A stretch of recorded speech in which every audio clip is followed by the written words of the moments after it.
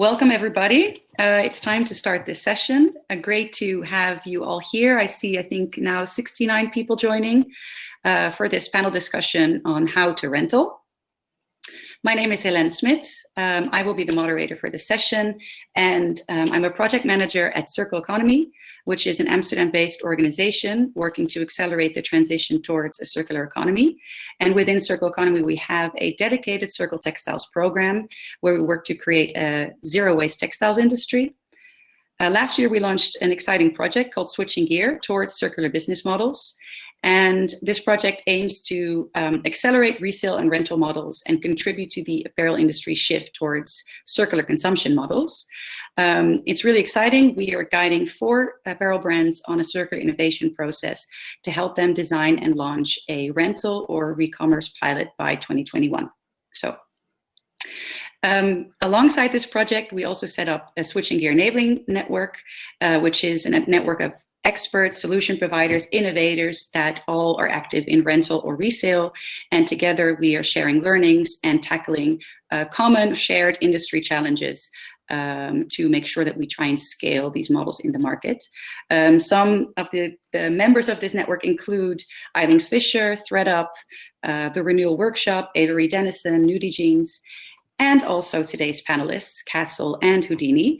So great that you guys are here. But before I introduce you, very briefly, please all note that this session is being recorded. And also I see you guys already are using the chat box, which is great. Let us know who you are and where you're tuning in from. If you have any questions, please do add them. As I said, we have 30 minutes, so let's see how far we get in actually tackling these, because we have a lot to go through. Very excited to introduce our panelists for today. We have with us from Castle, Amy Kang. She is the director, hi Amy, of product platform systems at Castle, based out of New York City. Amy has over 20 years of experience in innovative platforms in various industries, such as display advertising, behavioral targeting, and apparel subscription services. And for those of you who don't know Castle, Castle is a service provider offering a turnkey, fully managed service that enables brands and retailers to offer a subscription rental experience to its customers using their own inventory. Welcome, Amy. And from Houdini, we have Gustav Hedstrom. He is responsible for the product as a service offering at Houdini Sportswear, based out of Stockholm. So also in a little bit of a different time zone, we are a little at evening time today. Houdini is an innovative outdoor clothing company that is at the forefront of industry in the work towards circularity in a systemic manner. And through hard work, Houdini has almost reached 100% circular products, so that's really great. And Gustav is now really leading the charge on integrating rental and resale models, also making the offering more sustainable in that way. Welcome, Gustav. Thank you. Very briefly, since the topic of today is how to rental, I'm not going to introduce anything around the why for circular business models and assume that everybody joining us today understands this urgency.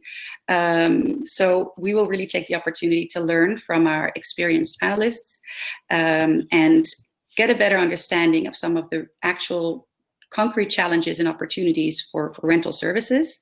And for some of the aspiring brands, retailers, or innovators joining us today, hopefully you'll get from this session an idea of can this work for you? And if yes, what are some of the key things to consider and how to get started in a very practical way. This is what we're aiming for. Let's dive in. I'm really interested to maybe first kind of an introductory questions, because Amy, I know that you have been working in rental subscription for over 10 years.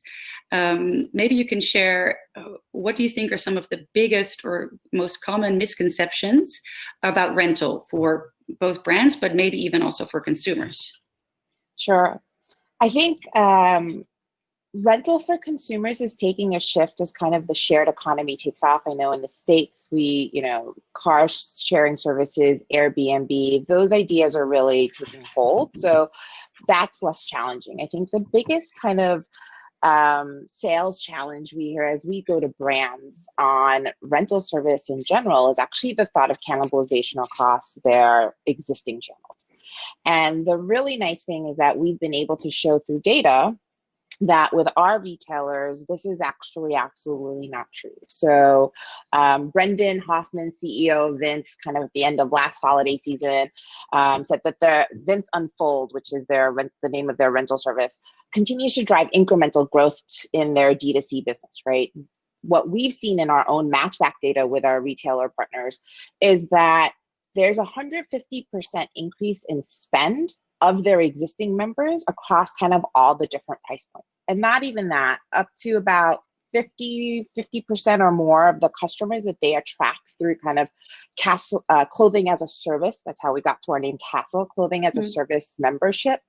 Is actually 50% of it is a new to file or lapsed customers. And so I think what we really see is that this helps them increase their touch points with their existing customers and create new touch points, especially with that millennial age group that I think all retailers are trying to get more of today, as for certain retailers, their demographic ages out. We've seen that to actually be true in our case. So that's our biggest, I think, sales hurdle today. Thank you. And I mean, if I play a little bit advocate of the devil here, because we're going to go a little bit into the sustainability metrics part of this, but in the end, the sustainability target of rental and resale models and rental models is to try and maybe replace sale models and make sure that in the end, we do more with less. And so if everybody is still doing more, how do we get there? Is it because they are gaining market share, or are they growing because of their rental model? Is that something that we, of course, for brands, this is good, but from a sustainability standpoint, is that what we would want? Right. So I think as a turnkey service provider, we also have to work with all of our retailers to let them kind of drive that charge.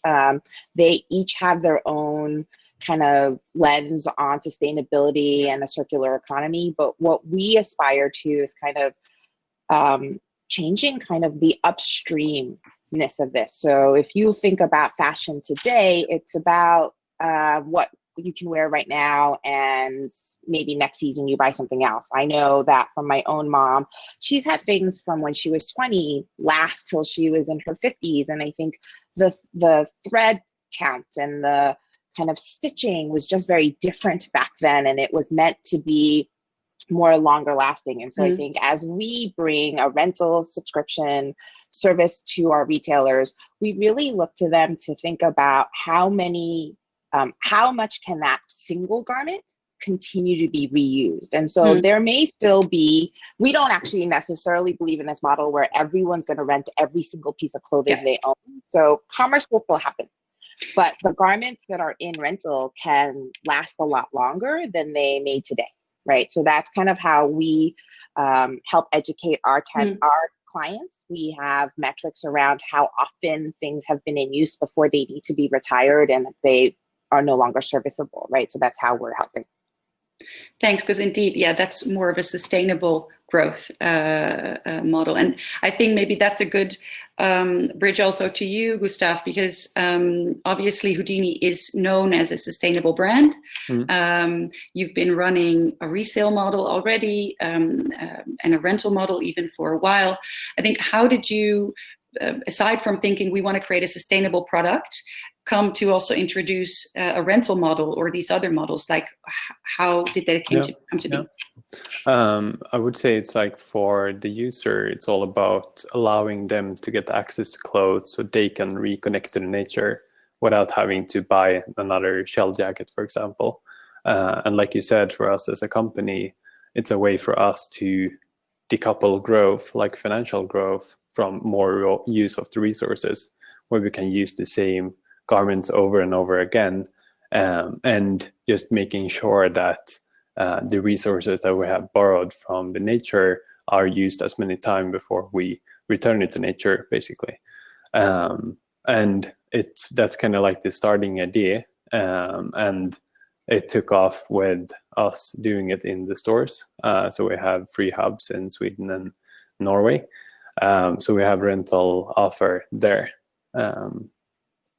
And could you see in the future, let's say, if this becomes a sustainable way of generating revenue, could you see it actually cannibalizing your sales model and say, oh, we're reducing our sales and growing our rental?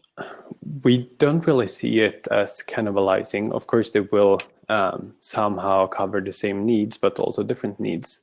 Like you said, we also have resale model. We have trying a subscription pilot. We have the rental, and we have sales of new products. And we see that as a full system of offering, like depending on the specific need the user have in that moment, we can cover that need with different offers. For example, ownership of a product. We have our hoodie, which is our most sold product. On average, the user used that for 1,287 times, which is excellent. And you don't really have to have that product in a rental model because we know that we'll use it over and over again. But then we have shell jackets where we are not sure how much is it used. And that's a good example of a rental model. And if you want to have the same hoodie but renew it for another color, you can do that in a subscription program. So of course you can call it cannibalizing, but also call it like combining into one beautiful offer. I think that's a really good point that you're making, because I think that's also a key takeaway to understand that maybe rental, it can be maybe for every brand, but maybe it's not for every product. Exactly. Some products are meant to just be yours, maybe. And I think that also kind of goes into the question, for who can this work the best? So maybe in your experience working with a lot of different brands, retailers, probably pitching Castle to a lot of different brands and retailers, like who is it best suited for? Like, what are some of the key benefits for the brands and retailers that, you know, jump on this opportunity? Why should they want this? Yeah, I think given that we're a service provider, you know, we'll talk to anyone who is thinking about joining this kind of circular economy and model. I think where we find success today is less tied to their products or what their business is, and more tied to kind of your traditional software as a service provider things. There needs to be a strong corporate change agent inside who's backing this idea, right? And backing this concept of this brand should go in this direction. And then from there, I think it's really important that if they see positive growth and they see positive numbers, that it becomes part of their business as usual as quickly as possible. So if it stays a pilot too long or stays outside of the normal allocation process or assortment considerations, it's much harder to become successful. It's much harder to scale. It's much harder to figure out what's working and what's not working. You need to start thinking about it the same way you think about any of your stores or your e-commerce or kind of your normal everyday business. That's at least what we've seen makes our partners successful. Yeah. So I think at the end of the day, the answer is anyone can come and play. Yeah, there's so many different ways of doing it as well, because I think, I mean, Houdini is not a huge brand, and so the scale of your rental model will also never be huge, because you are also, and maybe if you're a brand with 500 stores, then that's the scale that maybe you should try to aspire to, or is that what's the ideal scale of a rental model actually? That's a super good question. And I think we will know that in quite some time, but it's really hard saying that as of now. And also dependent on like what does your product look like? What does your offer look like? And how can you ensure that you still keep to your true values and still like offer that service you want to, no matter how, or offer the product to the user, no matter how they want it, how they like, where should ownership be? That's kind of a hard question to answer. Yeah, and because maybe also, Amy, we've talked about scale before, and saying that, you know, this for especially for certain brands or retailers, maybe mostly retailers, that this can work only if you really achieve a certain scale. Why is that? Is that cost related? Is that related to maybe reducing the issues for the customer in engaging in it, or? Right. So I think, when we talk about this and when we look at it, because we're doing the white glove service and we're providing the logistics, the reverse logistics on this for returns, but also all of the laundry capabilities.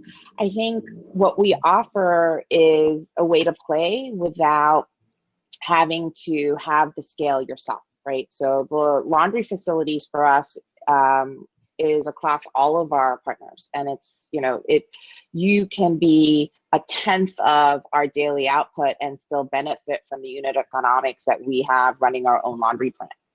And so I think those are the types of things that Castle definitely brings to bear. And we've learned, the way we started is we had our own rental service, Gwynny out there. And it took a while to get to kind of an engine that moves and kind of sits there and continues to perform, because, in the beginning you were running out to a third-party laundry service and saying, hey, can you strike a deal and do this for us? It took a couple of years for us to say, okay, we're going to build this in-house, we're going to build in the capabilities, and we're going to understand that.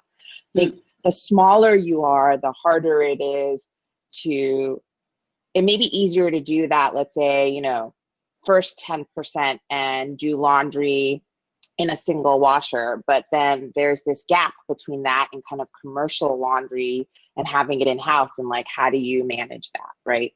So I think that's the kind of expertise that we provide.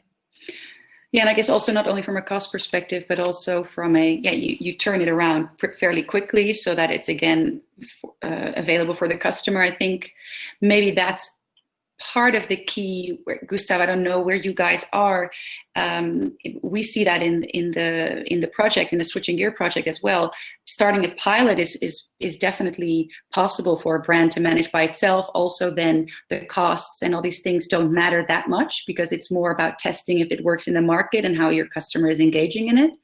But then when you need to make the decision to scale it, we do indeed see as many brands then going towards a solution provider to profit from this scale that you have built, for example, with Castle, Amy, that can help bring costs down and make it, profitable or something like that. So I think the other lens I think that you might be going after is also expertise, right? Our laundry guys are going to cleaning shows. We're learning about all the different ways on a large scale that you can launder and clean different materials. Leather, sweaters, these all require different mechanisms, especially if you want them to last kind of through that sustainability model. You can't just treat them all the same.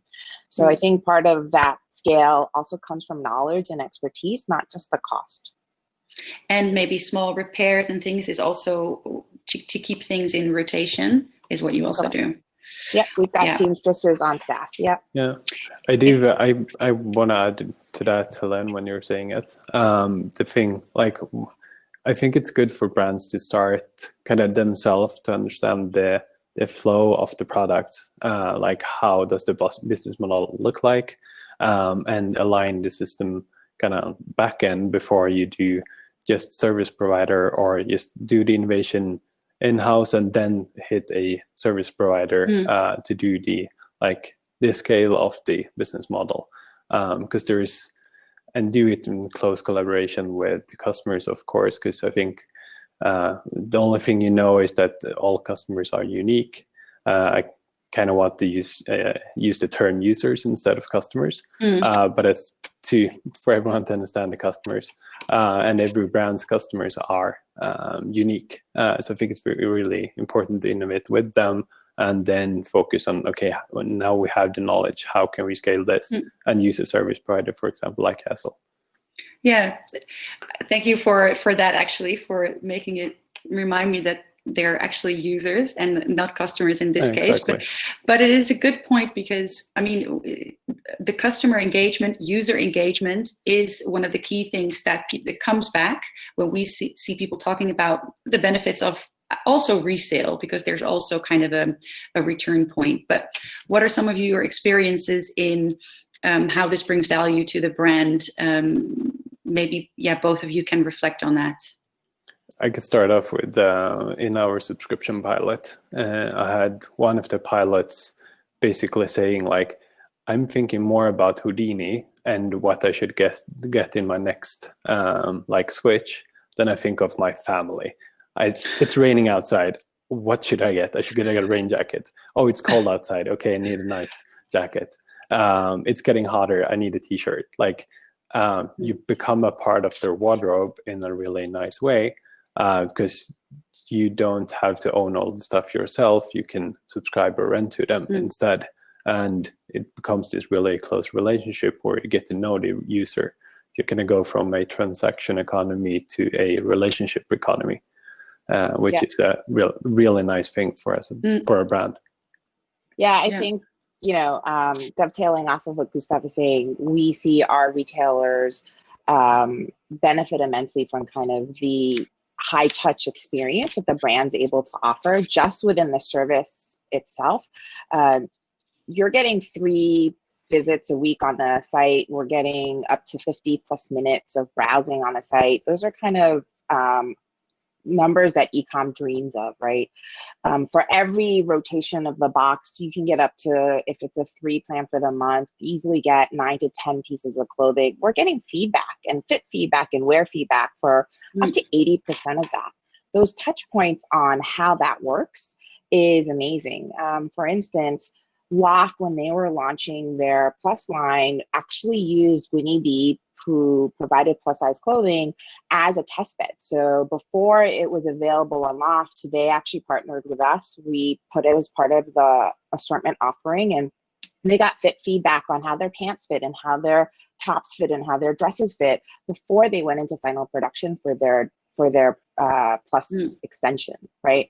So I think that that shift in relationship is really compelling.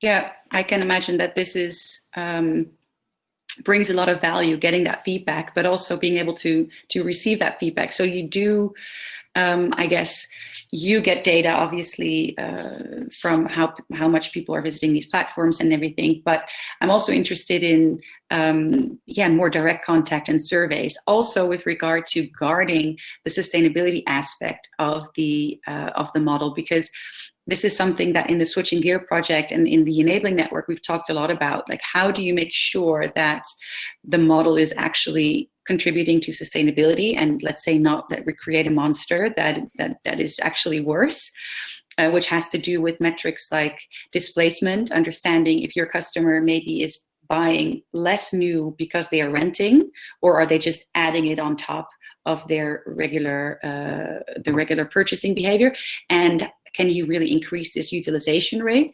And I'm wondering if from both of you, like, what kind of data are you gathering on this, or are you tracking this somehow, or how do you deal with that? In our subscriptions pilot, we did a large LCA analysis, a life cycle analysis, and there's of course a lot of aspects affecting sustainability, such as logistics. Is it fossil fuel, or is it delivered by bike, for example? But the only the big key aspect was how long does the garment last? So can you make it last for a long time? If you have good quality, you have designed it for longevity, so you don't have designed it for short-term trends, then you can achieve a sustainability. But in the case where we reduce the longevity or design for short trends, we couldn't see any sustainability winnings at all compared to buying, because the model itself increased the impact with the logistics, as I mentioned before. So I think it's key to measure that aspect. And of course, the circular business models could be sustainable, but they don't have to be. So I think, like you say, we don't want to create the monster, and it could be a monster, which is sad. Yeah, if it's used to only drive more changes, which is also sort of the benefit of rental, where you can be like, I have access to this never-ending closet. Or yeah, how do you engage with that, Amy? Yeah, so I think to Gustav's point, we're able to provide this type of data to our clients, and so we can flag the garments or the styles that are not staying in circulation for as long as we expect it to. We can flag kind of the materials and fiber contents, and I know that Circular Economy had released some white paper on how labels are not as accurate as we'd like, but we work with these guys to feed that data back to them so that they can make and change decisions farther upstream. We're getting these post-manufacturing, so they choose what to send into rental, but we can, over time, hope to impact the manufacturing process. Yeah, I think that's a really key maybe takeaway, is that brands that already have durable products, you know, this model can work really great.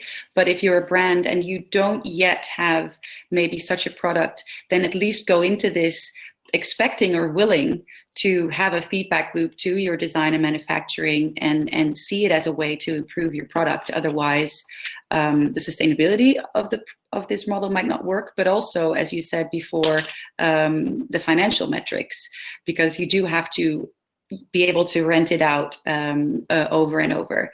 Maybe because we have 5 minutes left, really briefly talking about the financial metrics of this, because it is very different to manage a rental model, because you're asset managing rather than selling gear. What are some of the key things that you've noticed in this, maybe Gustav, or what you are, let's say, talking to the brands about how they should manage this from a financial perspective? Yeah, I think. Yeah. Oh, sorry. You go. Good. Helene, I think to your point, we do think about it like an asset management. We do think about it a little bit like portfolio management, because I think in a subscription rental service, especially, your revenue is no longer tied to that garment. Your revenue is tied to the subscription plan that they've purchased. And so you might be on a 3 garments for $59, but you might be receiving 8 to 9 garments that month, right? So you're not, in terms of your accounting in your books, it's no longer a sell-through rate and a sell-through metric that you're tracking. That piece can, have lift because people liked it so much they want to closet it, and they've stayed in your service because they were able to go and put it in their closet. But also, when you receive it, you're going to get recurring revenue from that model, right? So I think we've definitely thought about different metrics like closeting, monitoring how many things are closeted, as well as kind of how often it's worn versus how often it fit, right? And I think as we kind of learn more about the circular economy, we have to have these conversations with the retailers where we're shifting their mindset away from sell-through and away from POMOs to understand how their costs and P&Ls work. Yeah, and maybe really briefly, Gustav, because if you start this, normally you would get your returns, your revenue straight away, and now it's spread out over a long time. Like, how do you deal with that financially? Like, for many brands, that would be a problem, to be honest. But if you look at it, even like how we do business today, we don't do it quarterly. We rather look at like long-term with a customer, what's the lifetime value, and that's how we look at with the subscription rental models as well. Like, we know that if we create a service that is addictive, just like our clothes, we will have the users in the future as well. But of course, that's a discussion with the CFO as well, who is like, so what's the actual revenue? But that's like you kind of need to work that financial model out yourself in your specific case. But it does really help us that we have products that can be used for a long time and over again, because that's the key metric, kind of. Thank you so much. And unfortunately, this is already the end of the session. So thank everybody for joining. Thank you, Amy, and thank you, Gustav. If you would like to take the survey to review this session, there is it's pinned on top of the chat, I believe. Also, if you'd like to learn more about the Switching Gear project, the Enabling Network, and keep up to date on the project, I've just added a few links in the chat box, which is a link to the Switching Gear page, but also to the Circle Economy page where you can join the newsletter, and my email. If you are interested to learn more, let me know. The network is curated, but we are still looking for members to join. So thank you all for joining, and hope you got some interesting takeaways from this very interesting but very brief session, and wishing you all a great day or evening. Bye. Bye. Bye, guys.